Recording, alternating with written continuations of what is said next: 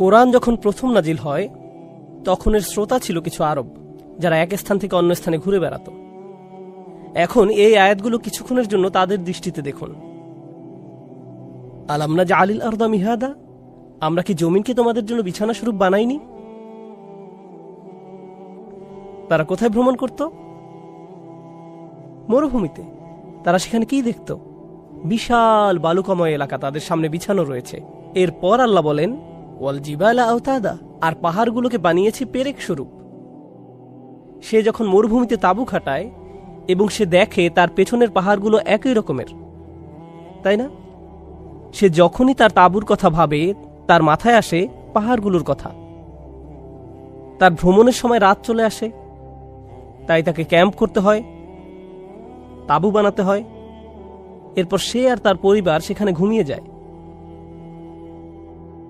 ওয়াজআলনাল লাইলা লিবাসা, এবং আমি রাতকে বানিয়েছি আবরণ স্বরূপ। রাত হলো আবরণ স্বরূপ। আরেকটা সময় আল্লাহ রাত এবং আবরণের কথা একসাথে উল্লেখ করেছেন, যখন তিনি রমজান ও স্ত্রী নিয়ে কথা বলেছেন।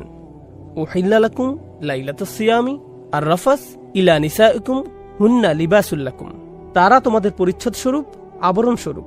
এখানে স্ত্রীকে পরিচ্ছদ স্বরূপ বা আবরণ স্বরূপ বলা হয়েছে, কারণ রাতে যখন স্বামী স্ত্রী পাশাপাশি ঘুমায় তখন তারা একে অপরের আবরণ স্বরূপ হয়ে যায়। তো সেই মুসাফির রাত হলে তার স্ত্রীর সাথে ঘুমিয়ে পড়ে। ওয়াজআলনা নাওমাকুম সুবাতা, এবং ঘুম আপনাকে বিচ্ছিন্ন করে দেয়। তাঁবু খাটানোর পর আপনি ঘুমাতে যান, আপনি তখন দুনিয়া থেকে বিচ্ছিন্ন। এরপরে ওয়াজআলনান নাহারা মাআশা ওয়াজআলনাল লাইলা লিবাসা, রাত আপনার জন্য আবরণ স্বরূপ, ঘুম আপনাকে বিচ্ছিন্ন করে ফেলে দুনিয়া থেকে। ওয়াজআলনাল লাইলা লিবাসা ওয়াজআলনান নাহারা মাআশা, তো সকালে ওই মুসাফির তাঁবু থেকে বের হয়ে আসে। সে এখন প্রস্তুত হয় বের হওয়ার জন্য, এবং সে মরুভূমিতে বেরিয়ে পড়ে। আর তার সামনে এখন অসীম আকাশ। আগের শতাব্দীতে যারা চাইনিজ রেল রোড তৈরি করতে কাজ করত, তারা বলতো টেক্সাসের আকাশ অনেক বড়। এই কথাটা বেশ প্রচলিত ছিল যে টেক্সাসের আকাশ বড়। আমি এই কথাটার সাথে দ্বিমত পোষণ করি। আমার মতে মরুভূমির আকাশ বড়। আমার মতে মরুভূমির আকাশই বড়। ওয়াবানাইনা ফাওকাকুম সাবআন শিদাদা, আমি নির্মাণ করেছি তোমাদের মাথার উপর মজবুত শক্ত আকাশ। তাঁবুতে সে ছাদের নিচে থাকে, সেখানে সে ছোট্ট একটা বাতি জ্বালায় আলোর জন্য। একই জিনিস আল্লাহ করেছেন তার ছাদে। আর তার বাতি কোনটি? ওয়াজআলনা সিরাজাও ওয়াহাজা, এবং একটি উজ্জ্বল প্রদীপ সৃষ্টি করেছি। ওয়াহাজ, তীব্র গরম। সূর্যের তাপ মরুভূমির মতো এত তীব্রভাবে কোথাও পড়ে না। আপনি যদি ভুল মাসে উমরায় যান তাহলে এর তীব্রতা বুঝতে পারবেন। এটা খুবই গরম, এমনকি আপনার মাথায় একটা ডিমও ভেজে ফেলা যাবে। এটা সম্পূর্ণটাই একজন ভ্রমণকারীর এক রাতের ভ্রমণের গল্প, তাই না? যখন রাত শেষ হয়ে যায়, দিন আসে, তখন সে কি করে? সে তার তাঁবু ভাঁজ করে এবং সে আবার পথে বেরিয়ে পড়ে। এই সব কিছু দ্বারা, এই সব দৃশ্য দ্বারা আল্লাহ বোঝাচ্ছেন আপনার সম্পূর্ণ জীবনটা একদিনের মাত্র, এবং আপনি একজন মুসাফির। একটা সময় আসবে যখন আপনাকে আপনার তাঁবু ভাঁজ করে চলে যেতে হবে। যখন সময় আসবে আল্লাহ তখন পাহাড়গুলোকে ওই তাঁবুর মতো ফেলে দিবেন। আল্লাহ বলেন, ওয়াসুইরাতিল জিবালু ফাকানাত সারাবা, আর পর্বতগুলোকে করা হবে চলমান, ফলে নিছক মরীচিকায় পরিণত হবে। তাই এই মুসাফির ও তার একদিন ও এক রাতের ঘটনা দিয়ে আল্লাহ আপনার সম্পূর্ণ জীবনকেই বোঝাচ্ছেন। এজন্য কোরআনের অন্য স্থানে আল্লাহ বলছেন, ইল্লা বিস্তুম ইল্লা ইয়াওমান, তোমরা মাত্র একদিন অবস্থান করছিলে, আমরা এখানে মাত্র একদিন ছিলাম। এই সকল আয়াত তারই প্রমাণ দেয়। আমাদের সম্পূর্ণ জীবনটা মাত্র একদিনের। আমাদের সম্পূর্ণ জীবনটা মাত্র একদিনের। সুবহানাল্লাহ। গত সেশনে আমরা ঈমান ও আমলের ব্যাপারে কিছু গুরুত্বপূর্ণ বিষয় জেনেছিলাম। তাহলে এখন আমাদের সূরা আসরের শেষ আয়াতের শেষ দুইটি বিষয় বাকি আছে। সেগুলো হলো তাওয়াসও বিল হক, তাওয়াসও বিস সবর। প্রথমত আসুন আমরা ভাষাগত দিক থেকে এটা বুঝে নেই। আল্লাহ এখানে বলতে পারতেন ওয়া তাওয়াসও বিল হক ওয়াস সবর, এখানে এভাবে বললেও এ দিয়ে একই অর্থ বোঝাতো। এমনকি এর চেয়ে আরেকটু বেশি গুরুত্ব দিয়ে এভাবে বললেও হতো যে ওয়াতাওয়াসাউ বিল হক ওয়া বিস সবর, এটা আগেরটার চেয়ে বেশি গুরুত্ব বোঝায়। কিন্তু এই দুটোর উপরে গুরুত্বের তৃতীয় পর্যায় হলো ওয়াতাওয়াসাউ বিল হক ওয়াতাওয়াসাউ বিস সবর। এটা হচ্ছে সবচেয়ে বেশি গুরুত্ব বোঝানোর জন্য উপযুক্ত শব্দ, যেখানে ক্রিয়ার পুনরাবৃত্তি হয়েছে আবার অব্যয়েরও পুনরাবৃত্তি হয়েছে। কেননা খুব কম কথায় কোনো কিছু বোঝাতে চাইলে শুধু একবার ক্রিয়া উল্লেখ করলেই চলে, অব্যয়ের পুনরাবৃত্তি করার প্রয়োজন নেই, আবার ক্রিয়ারও পুনরাবৃত্তি করার প্রয়োজন নেই। কিন্তু যেহেতু এখানে পুনরাবৃত্তি করা হয়েছে, তাই এই দুইটি বিষয়ের গুরুত্ব আলাদাভাবে তুলে ধরা হয়েছে। এগুলো কতটা তাৎপর্যপূর্ণ তাই এখানে বোঝানো হয়েছে। তার উপর আরও একটি বিষয় হচ্ছে, আমরা সূরা আসরের পূর্বের পাঠগুলোতে আপনাদেরকে কয়েকবার বলেছি, যখন আমরা বলি আমিলুস সলিহাত, তারা সৎ কাজ করে বা তারা ভালো কাজ করে, এই দুটি কিন্তু আমল। সংক্ষেপে বললে এখানে এই দুটিকে আলাদাভাবে বলার প্রয়োজন ছিল না। আপনি যদি বলেন আমিলুস সলিহাত, এর মধ্যে তাওয়াসাউ বিল হক ও তাওয়াসাউ বিস সবর এটাও আছে। প্রথমত আমরা এইটুকু বুঝি। দ্বিতীয়ত বলবো, আমরা তাওয়াসাউ বিল হক নিয়ে একটু বিশ্লেষণ করব, আর তারপর আমিলুস সলিহাতের সাথে মিলিয়ে এর অর্থ বুঝব। কারণ এই আয়াত পাঠের উদ্দেশ্য কেবল আলাদাভাবে এর উপাদানগুলো বোঝা নয়, বরং এই উপাদানগুলোর মধ্যকার সম্পর্ক বুঝতে পারাই আমাদের উদ্দেশ্য। সুতরাং আমাদেরকে এ দুটোই বুঝতে হবে। তাহলে আমরা যখন বলি তাওয়াসাউ বিল হক, প্রথমত ভাষাগতভাবে ওয়াসিয়া বা তাওয়াসি শব্দটি হচ্ছে, আসলে এটা আমরা গত সেশনে আলোচনা করেছিলাম, তাই খুব সংক্ষেপে বলতে গেলে এর মানে হচ্ছে কাউকে কোনো উত্তরাধিকার বা সম্পদ লিখে দেয়া, এভাবেই শব্দটা এসেছে। যখন আপনি কাউকে আপনার সম্পদ লিখে দেন, তখন তার প্রতি আপনার সর্বোচ্চ আন্তরিকতা আর ভালোবাসা থাকে। এমনকি আপনি তাকে কিছু উপদেশ বা ওসিয়ত করে যান, আর যা কিছু আপনি তাদের জন্য রেখে যান তা অবশ্যই তাদের কাছে খুবই মূল্যবান। তাহলে কেউ যখন তাওয়াসি করতে চায়, এই ধরনের উপদেশ করার মধ্য দিয়ে তা প্রকাশ পায়। এটা ইখবার থেকে আলাদা। ইখবার বা ইলান কিংবা তালি, যখন আপনি কাউকে কিছু বলেন কিংবা কাউকে কিছু শিখান বা কারো সাথে কোনো ব্যাপারে আলোচনা করেন, কাউকে কিছু বলেন, এগুলো তাওয়াসি নয়। তাওয়াসি এর মধ্য দিয়ে কারো প্রতি ভালোবাসা, আন্তরিকতা প্রকাশ পায়। আপনি কারো সাথে এমনভাবে কথা বলেন যা দিয়ে তার প্রতি সত্যিকারের উদ্বিগ্নতা প্রকাশ পায়, আর আপনার মনে হয় যেন আপনার সময় শেষ হয়ে আসছে, আপনি সব সম্পদ রেখে চলে যাবেন, আপনার খুব বেশি সময় নেই, তাহলে আপনাকে তাড়াতাড়ি করতে হবে, আমাকে এই সব কিছু তোমার কাছে বুঝিয়ে দিতে হবে, আমি এখান থেকে চলে যাওয়ার আগেই যেন তুমি সব কিছু বুঝতে পারো। এটাই হলো তাওয়াসি এর মর্মার্থ। এরপর বিল হক শব্দটিকে আমরা তিনভাবে বুঝতে পারি, আর এগুলোর প্রত্যেকটি মিলেই এই পুরো বাক্যটির অর্থ বোঝা যায়। প্রথমত, এই শব্দের শুরুর বা, এটাকে আমরা ক্রিয়ার বিশেষণ হিসেবে নিতে পারি। এটা একটা ক্রিয়া বিশেষণাত্মক বাক্য হতে পারে। বাংলা করলে এর মানে দাঁড়ায় তারা একে অপরকে উপদেশ দেয়, তারা তাওয়াসি দেয়, তারা একে অপরকে উৎসাহিত করে। এটা হলো সরল অনুবাদ। তারা একে অপরকে সর্বোচ্চ আন্তরিকতার সাথে উপদেশ দেয়, সত্যিকার ভাবেই, সত্যের সাথে বা সত্যের দিকে না বলে, সত্যের সাথে বা সত্যের দিকে না বলে আমি এর অনুবাদ করেছি সত্যিকার ভাবেই। আমি শব্দটিকে ক্রিয়া বিশেষণ হিসেবে নিয়েছি। অর্থাৎ যখন তারা একে অপরকে উপদেশ দেয়, তারা সত্যিকার অর্থেই সেই উপদেশটি দেয়। তারা বিষয়টিকে হালকাভাবে নেয় না বা উপদেশ দেওয়ার সময় সংকোচ বোধ করে না, এবং উপদেশ দেওয়ার ক্ষেত্রে তারা প্রকৃত অর্থে সৎ এবং আন্তরিক। অনেক সময় এমন হয়, যখন আপনি কাউকে উপদেশ দিতে যান, তাকে সত্যিটা পুরোপুরিভাবে বলার আগে আপনি দুইবার ভাবেন, কারণ আপনি তখন ভাবেন কি জানি সেটা শুনে আবার কি ভাববে। আপনি সত্যিটা জানানোর প্রতি পুরোপুরি সৎ নন। কিন্তু এখানে আমরা দেখছি যে যেহেতু এটা ক্রিয়া বিশেষণাত্মক বাক্য, বিল হক শব্দটি হালও হতে পারে। আমরা এখানে দেখতে পাচ্ছি যেভাবে আপনি এই উপদেশটি দিবেন তা হবে পুরোপুরি সত্যিকার ও আন্তরিক। এতে আন্তরিকতা থাকবে, এতে পুরোপুরি সততা থাকবে। এটা হলো প্রথম বিষয়। বাংলা ভাবার্থ করলে বিল হকের আরও একটি অর্থ হতে পারে সত্যের সাথে। আর এখানে আমরা বেশ কয়েকজন সাহাবীর তাফসির দেখতে পাই যারা বলেছেন সত্য বলতে এখানে, যেমন কাতাদা বলেছেন সত্য বলতে এখানে কোরআন বোঝানো হয়েছে, বা সত্য বলতে এখানে তাওহীদ বোঝানো হয়েছে, বা ওয়াহি বোঝানো হয়েছে, কিংবা রাসূল সাল্লাল্লাহু আলাইহি সাল্লামের উত্তরাধিকারকে বোঝানো হয়েছে। এ থেকে আমরা যা বুঝতে পারি তা হলো, যখন আপনি কাউকে কোনো উপদেশ দিবেন, আপনি তাকে কোরআনের মাধ্যমে উপদেশ দিবেন। অর্থাৎ যখন আপনারা একে অপরকে উপদেশ দিবেন, আপনি কিসের দ্বারা উপদেশ দিবেন? একটি আয়াতের মাধ্যমে। আপনি রাসূল সাল্লাল্লাহু আলাইহি সাল্লামের হাদিস দিয়ে উপদেশ দিবেন। এই অবস্থায় থাকলে তিনি কি করতেন? এই অবস্থার ব্যাপারে তিনি কি বলেছেন? আল্লাহ এই ব্যাপারে কি বলেছেন? কেউ হয়তো জীবনের আশা হারিয়ে ফেলেছে, আপনি কিভাবে তাকে তাওয়াসি বিল হক দিবেন? আপনি বলবেন, ইয়া আখি, ইয়া ইবাদি আল্লাযীনা আসরাফু আলা আনফুসিহিম লা তাকনাতু মির রাহমাতিল্লাহ। তুমি কি জানো না আল্লাহ বলেছেন, হে আমার বান্দাগণ যারা নিজের উপর বাড়াবাড়ি করেছো, আল্লাহর রহমত থেকে নিরাশ হয়েও না। আপনি তাওয়াসি বিল হক করলেন, সত্যের মাধ্যমে আপনি উৎসাহ দিলেন, উপদেশ দিলেন সত্যের মাধ্যমে, সত্যের দ্বারা। এর আরেকটি অর্থ হচ্ছে সত্যের দ্বারা, কোরআনের মাধ্যমে উপদেশ দেওয়ার মাধ্যমে। এভাবেই আমরা একে অপরকে উপদেশ দিব। তৃতীয় অর্থটি হচ্ছে সত্যের প্রতি।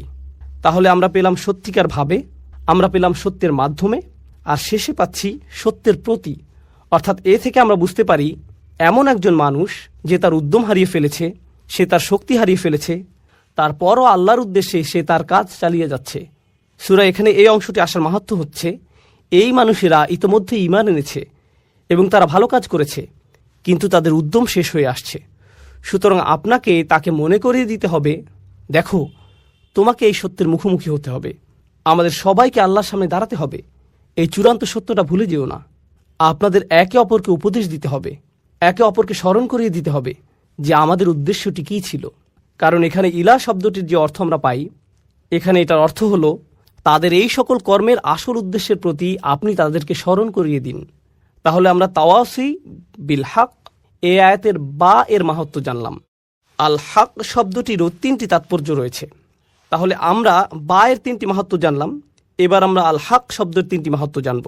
ভাষাগতভাবে আল হক শব্দটি দিয়ে বোঝানো হয় এমন কিছু যা আপনি নিশ্চিতভাবেই সত্য হিসেবে জানেন।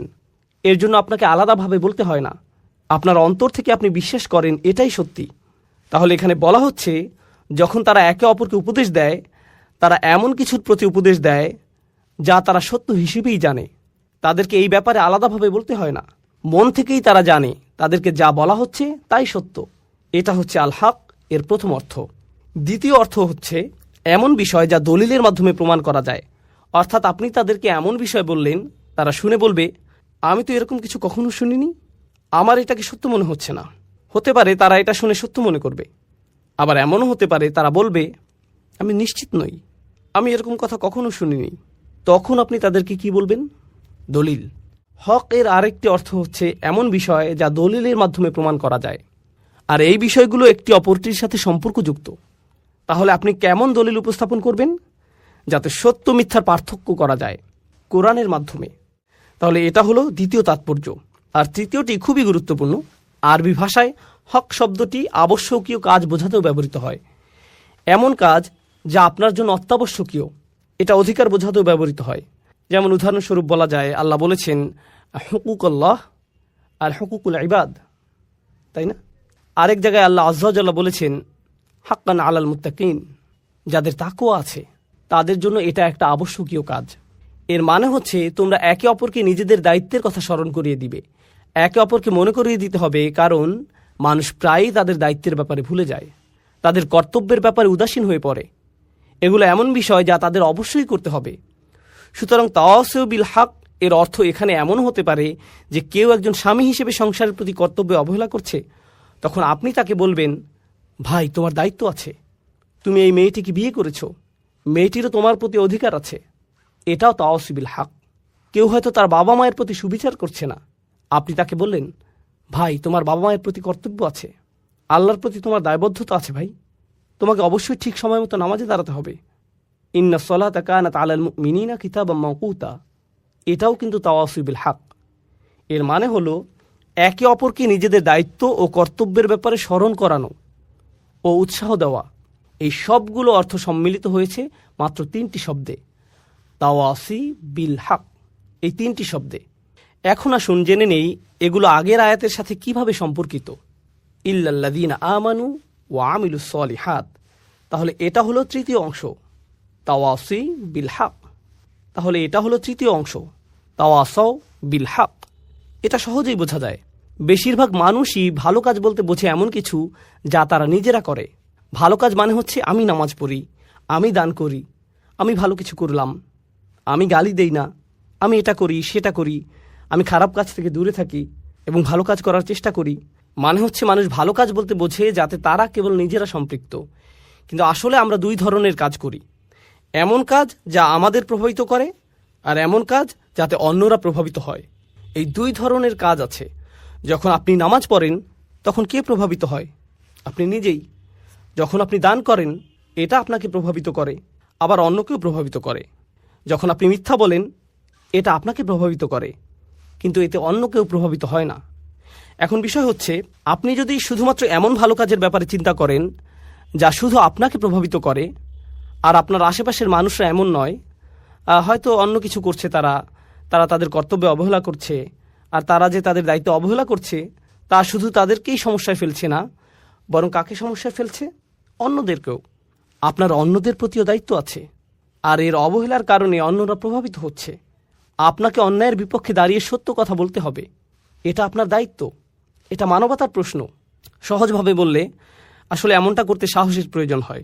সেই মুহূর্তে কথা বলা যখন আপনি দেখছেন আপনার চুপ থাকার কারণে হয়তো অন্য কেউ সমস্যায় পড়বে, এটা হলো তাওয়াসি বিল হক। আমাকে সত্যিকার অর্থেই তার পক্ষে দাঁড়াতে হবে, কারণ আমি যদি না দাঁড়াই তাহলে নিশ্চিতভাবে অন্য কেউ সমস্যায় পড়বে। ধরুন আপনি রাস্তা দিয়ে যাচ্ছেন, সেখানে হয়তো কিছু বাচ্চা বেসবল খেলছে রাস্তার মাঝখানে, তারা খুব জোরে বল মারছে, বল হয়তো মানুষের গাড়িতে পড়ছে। এটা কি মেনে নেওয়ার মতো ঘটনা? না, তারা অন্য মানুষের সম্পদের ক্ষতি করছে। তখন আপনার মাথায় আসলো, আমার মনে হয় এদেরকে থামতে বলা উচিত, সম্ভবত আমার কিছু একটা তাওয়াসি বিল হক করা উচিত। বুঝা গেল? এই তোমরা এখানে খেলো না।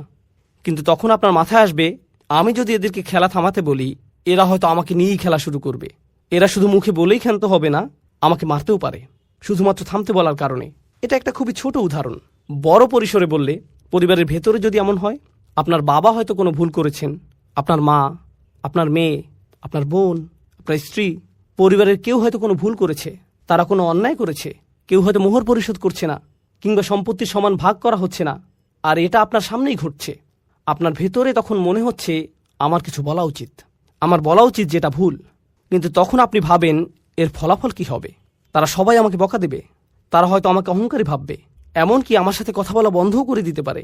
এরকম আরও অনেক কিছু হতে পারে। তাহলে বুঝতে পারছেন, যখন আপনি সত্যি কথাটা বলতে চান তখন আপনার মাথায় কি কি আসে? এই সব ফলাফলগুলো। কিন্তু আল্লাহ আজ্জা ওয়া জাল্লা আমাদেরকে ছাড় দিয়েছেন, তিনি আমাদেরকে সব ভয় ভীতি থেকে মুক্তি দিয়েছেন। এই কারণে আমাদের সকল ভয় দুশ্চিন্তা চলে যায় যখন আল্লাহ বলেন ইল্লাল্লাযীনা আমানু। প্রথম অংশে যখন আপনার ঈমান থাকে তখন কি হয়? তখন আপনি কাকে ভয় পান? শুধুমাত্র আল্লাহ, কেবল আল্লাহ। যখন আপনি ভালো কাজ করেন তখন শুধু ঈমান বাড়তে থাকে, আর যখন ঈমান বাড়তে থাকে তখন আপনার পক্ষে তাওয়াসি বিল হক করাটা সহজ হয়ে যায়। আর যদি আপনি অনুভব করেন যে তাওয়াসি বিল হক করাটা আপনার পক্ষে বেশ কঠিন, বলুন তো এর মানে কি দাঁড়ায়? এর মানে দাঁড়ায় আপনার ঈমান ততটা শক্তিশালী নয়, আপনার ঈমান যথেষ্ট দৃঢ় নয়। এই দুটি বিষয় একটি অপরটির সাথে সম্পর্কযুক্ত। সত্যের পক্ষে দাঁড়ানো এবং কথা বলার সাহস থাকা সরাসরি ঈমানের সাথে সম্পর্কিত, একেবারে সরাসরিভাবে যুক্ত। শেষ অংশটা নিয়ে বলি। এই দুইটি বিষয় যেহেতু একটি অপরটির সাথে সম্পর্কিত, এখানে একটা হাদিস মনে পড়েছে। এটা আনাস রাদিয়াল্লাহু তাআলা আনহু কর্তৃক বর্ণিত সহিহ মুসলিমের হাদিস। আচ্ছা, আগে আমরা আবু সাঈদ আল খুদরির হাদিসটি দেখি। মান রাআ মিনকুম মুনকারান ফালিয়ুগাইয়িরু বিয়াদিহি ফাইল্লাম তাস্তাতি ফাবিকলবিহি যালিকা আদআফু আল ঈমান। আদআফুল আমল নয়, আদআফুল ঈমান। তিনি বলেন, কেউ যদি কোনো খারাপ কাজ সংঘটিত হতে দেখে তার উচিত হাত দিয়ে তার প্রতিরোধ করা। এটাও কিন্তু তাওয়াসি বিল হক। তিনি যদি এটা না পারেন তাহলে কি দিয়ে প্রতিবাদ করা উচিত? তার মুখ দিয়ে প্রতিবাদ করা উচিত, তার এর বিরুদ্ধে বলা উচিত। সে যদি এটাও না পারে, অন্তত তার অন্তরে এ ব্যাপারে খারাপ ধারণা করা উচিত। আর এটাই হচ্ছে সবচেয়ে দুর্বল ঈমান, আর এটাই হচ্ছে সবচেয়ে দুর্বল ঈমানের পরিচয়। রাসূল সাল্লাল্লাহু আলাইহি ওয়াসাল্লাম বলেননি যে এটা হচ্ছে সবচেয়ে দুর্বল আমলের পরিচয়, এটা হচ্ছে সবচেয়ে দুর্বল ঈমান। তার মানে তিনি মানুষকে সত্যের প্রতি উৎসাহ দেয়া, সত্যের জন্য কিছু করাকে সরাসরি ঈমানের সাথে সংযুক্ত করেছেন। ঠিক যেভাবে সূরায় এসেছে, ইল্লাল্লাযীনা আমানু ওয়া আমিলুস সলিহাত ওয়া তাওয়াসাউ বিল হক। ইল্লাল্লাযীনা আমানু ওয়া আমিলুস সলিহাত, তারপর সাথে সাথে ওয়া তাওয়াসাউ বিল হক। এই তিনটিকে সম্পর্কযুক্ত করা হয়েছে। আর এই ব্যাপারে সবশেষে বলতে চাই, তাওয়াসি বিল হক হয়ে থাকে, এখানে তাওয়াসি শব্দটির মূল হচ্ছে তাফাউল, যার মানে হচ্ছে সহযোগিতা। তার মানে হচ্ছে এটা আপনার সমাজে হয়ে থাকে। এখানে বলা হচ্ছে যে এগুলো আপনার সমাজে সংঘটিত হবে, আপনার পরিবারে, আপনার মুসলিম বন্ধুদের মধ্যে, যারা নিজেদের মুসলিম দাবি করে, যারা ভালো কাজ করে। তাহলে তাওয়াসি বিল হক এখান থেকেই শুরু, তারপর এটা ছড়িয়ে পড়ে। সুতরাং যখন আমরা বলি অমুসলিমদের এই সত্যের ব্যাপারে জানানো দরকার, সর্বোপরি সমাজের প্রতি কর্তব্য, এই সব কিছু ঠিক আছে, কিন্তু এর শুরুটা কোথায় হবে? এর শুরু হবে আমাদের নিজেদের ঘরেই, যদিও শুরু করার জন্য এটাই সবচেয়ে কঠিন জায়গা, তবু এখান থেকেই আমাদের তাওয়াসুই বিল হক এর সূচনা করতে হবে। আমাদেরকে সকল অন্যায় ও ভুল ভ্রান্তির দিকে নজর দিতে হবে, সেই সাথে ইমানের মৌলিক দিকগুলোর সাথে সাংঘর্ষিক বিষয়গুলোর প্রতি তাকাতে হবে, যা হয়তো আমাদের নিজেদের পরিবারেই ঘটছে, আর আমাদেরকে এর বিরুদ্ধে সোচ্চার হতে হবে। একটা চেয়ারে বসে ক্যামেরার সামনে মাইকে আপনাদেরকে এইসব বলাটা যত সহজ, নিজের পরিবারের মানুষদেরকে এসব বলা ততটাই কঠিন। সেটা অনেক অনেক অনেক বেশি কঠিন কাজ। এতে অনেক বেশি সাহসের প্রয়োজন হয়, এতে অনেক বেশি ধৈর্যেরও প্রয়োজন হয়, যা আমার পরবর্তী পয়েন্ট। আর তা হলো, যখন আপনি এগুলো করতে যাবেন তখন আপনার আবশ্যিকভাবে প্রচুর ধৈর্যের প্রয়োজন হবে। তাই আল্লাহ আজ্জাজাল্লাহ এই সূরা শেষ করেছেন এভাবে, তাওয়াসাও বিসসবর। সবর শব্দটির কয়েকটি অর্থ আছে। বাংলায় ধৈর্য বললে অর্থটি ঠিক পরিপূর্ণ হয় না। তাহলে আসুন প্রথমে আমরা সবরের কয়েকটি অর্থ সম্পর্কে জেনে নেই। হ্যাঁ, সবর বলতে ধৈর্যও বোঝানো হয়, কিন্তু এ দিয়ে অধ্যবসায়ও বোঝানো হয়। অধ্যবসায় মানে হচ্ছে যখন পরিস্থিতি কঠিন হয়ে যায় তখনও আপনি এর সাথে লেগে থাকেন, তখনও আপনি তা চালিয়ে যান, এটাই হলো অধ্যবসায়। এই শব্দটি দিয়ে প্রতিশ্রুতিও বোঝানো হয়, অর্থাৎ আপনি কখনো আলসেমি করেন না, আপনি ঢিলেমি করেন না, আপনি প্রতিশ্রুতিবদ্ধ। যেন আপনি কোনো চাকরি করছেন আর প্রতিদিন আপনি সময় মতো হাজির হবেন, কিংবা কোনো অ্যাসাইনমেন্টের কাজে আছেন যা সময়ের মধ্যেই জমা দিতে হবে, এটাই হচ্ছে প্রতিশ্রুতি। এটা দিয়ে ধারাবাহিকতাও বোঝায়, অর্থাৎ আপনি প্রতিশ্রুতির এদিক সেদিক করেন না, প্রতিশ্রুতি ভঙ্গ করেন না, এটা ঠিক থাকে। ইবনে তাইমিয়া রাহিমাহুল্লাহ সবরের সংজ্ঞায়ন করেছেন এভাবে, তিনি বলেছেন, সুসময় বা দুঃসময় আল্লাহ তাআলার প্রতি সমান আনুগত্য ধরে রাখাই সবর। আপনি যদি আল্লাহর প্রতি আনুগত্য ধরে রাখতে পারেন, সুসময় বা দুঃসময় যাই হোক না কেন, তাহলেই আপনি সত্যিকারের সবরের চর্চা করছেন। এটাই হলো সবর।